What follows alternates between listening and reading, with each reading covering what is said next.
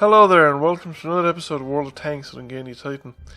We're here on Tundra and I'm in the SU-152 with the Top Gun, the ML-20 152mm gun.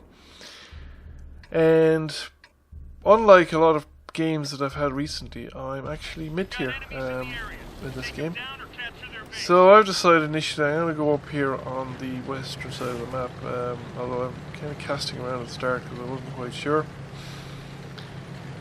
But I've decided to go around. The SU-152 is not a terribly maneuverable tank, and I don't want to get involved in close quarter fighting. Well, if I want to be in close quarter, I want to be in close quarter kind of on my terms, and I think there's more opportunities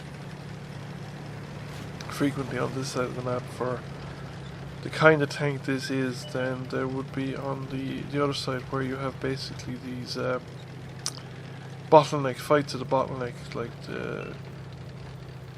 and it's about sort of gun depression, rate of fire and stuff like that. I mean, I can do a lot of damage, but and the front armor will bounce a lot of shots, but it's not a guaranteed bounce or anything like that. So we come up here anyway, and there are tanks up on the ridgeline.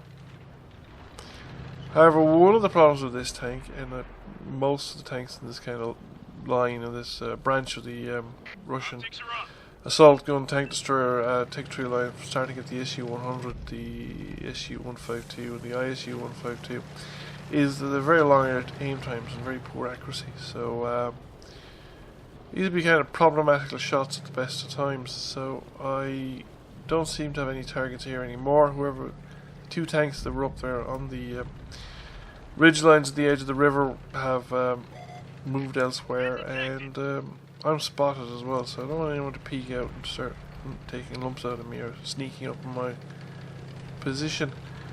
So I'm going to push forward here.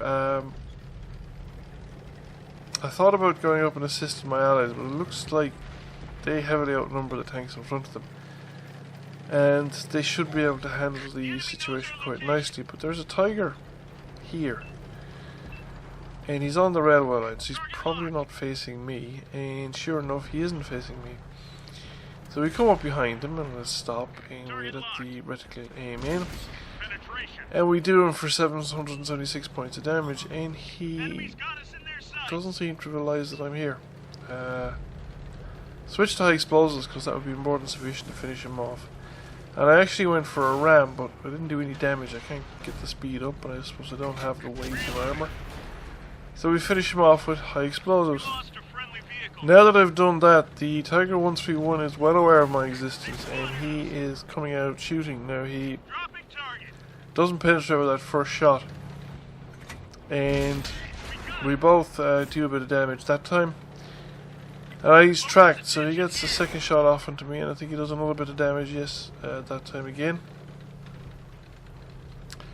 He doesn't hang around, so he doesn't quite know my reload. He could probably have gotten a third shot off before he got the reload off, but he decided he's not coming straight out in front of that 152mm cannon that I have. Now I have a heat round loaded because I'd like to finish off the 131, because he's probably well aware, he should be well aware, that he can get at least 2 rounds off before I get a reload in. However, that Yak Panther is a very tempting target if I can get at him without exposing too much of my tank. And we leave him on very few hit points. Now the 131 has come up onto the high ground beside me, and he fired over the top of me there, and I think he's trying to hit me, but I don't think he has the gun depression to do it, and we just finish him off. And I think the Yak Panther is mad at me. He comes just charging straight in, he bounces his shot, and he's just sitting there now in front of me, and well, we finish him off. So that's it. We've a nice amount of damage done already, and there's only 2 tanks remaining, so we have the option of hanging around the cap circle if that's what we want, or I can go looking for the remaining tank. Now he has to be somewhere north of me. Teammates have been all around other parts of the map, and the tank destroyer bounces that shot in front of me here. Now I completely screw up here. I should have realised how fast the aim time or the reload time was on the Yak Tiger 8.8. I mean, they're notorious for actually having a very high DPM, and I should have just fired on the move and kept going. It would be my best chance of surviving. By sitting still, I gave him a stationary target to aim at, and he's got a very accurate, very powerful gun in terms of penetration. Doesn't do huge amounts of damage, but it was more than enough to finish me off. However, because he's on his own and the team is closing in from all sides of it, he doesn't survive the experience anyway.